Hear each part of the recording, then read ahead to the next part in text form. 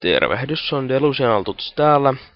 Ja katsojien pyynnöstä mä näytän teille, miten saa tämmösen samanlaisen dokin tänne alas, kuin mulla, missä mun kaikki ohjelmat on. Ohjelman nimi on Rocket Dock.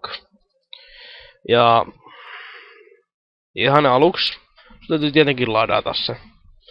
Linkit löytyy descriptionista. Tosta noin uusi versio. Ja jos siihen haluaa jotain teemaa vaihtaa, niin kuin mullakin tää ei ole alkuperäinen teema, tämmönen 4. Niin. Täällä on All Icons. Voi nyt kuvakkeet vaihtaa mitä siinä on. Tai jos haluaa, niin sit voi sen tyyliä vaihtaa. Täällä on iso luettelo. Ja siltä varalta, että sit kaikilla uusilla käyttäjällä, niin mä nyt sit näytän tässä samalla, että miten semmosen nämä voi asentaa. Elikkä aluksi ihan vaan tosta noin hyväksytään kyllä. Suomen kieli.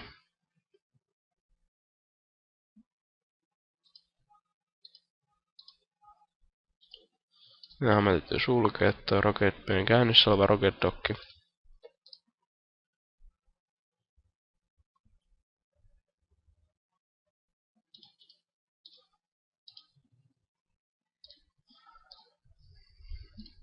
Seuraava hyväksyn seuraava. Ei välttämättä tarvitse luoda pikakuvake työpöydällä, koska se pitäisi mennä automaattisesti tonne noin itsestään. Automaattisesti käynnistäviin ohjelmiin, kun se käynnistää koneen uudestaan.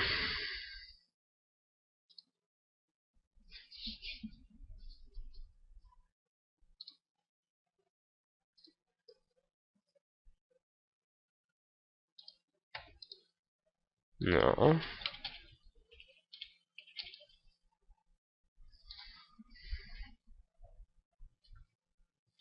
Jep, siinä se nyt sit on.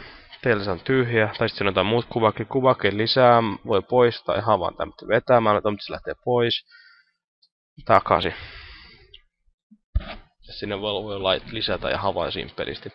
Ja sit toi skini. Jos niitä haluaa lisätä, niin lataa sen. Ladataan tosta vaikka tommonen Mac-skini. Download file. Sitten etitään C-kansiosta. C-asemalta. Program files.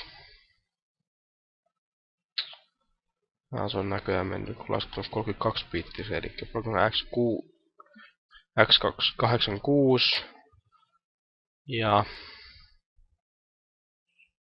Rocket Dock. Ja täällä on skins. Tuodaan toi tuohon työpöydällä, puretaan se.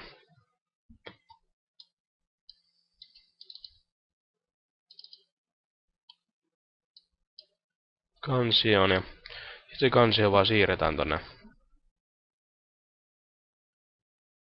skineihin.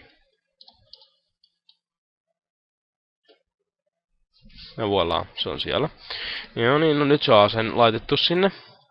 Elikkä nyt ei tarvitsisi vielä sit osata laittaa se käyttöön. Elikkä sit klikataan oikealta, reunapalkin asetukset. Ja sitten täältä tyyli ja teema. White Crystal. Tuossa on toi uusi, minkä mä latasin. Tässä mä tykkään tästä enemmän, joten mä pidän tän. Ja nyt samalla mä voisin vaikka vaihtaa ton värin tosta, koska mulla on toi vihreä taustakuva. Mä voisin vaihtaa ton tekstinkin vihreäksi.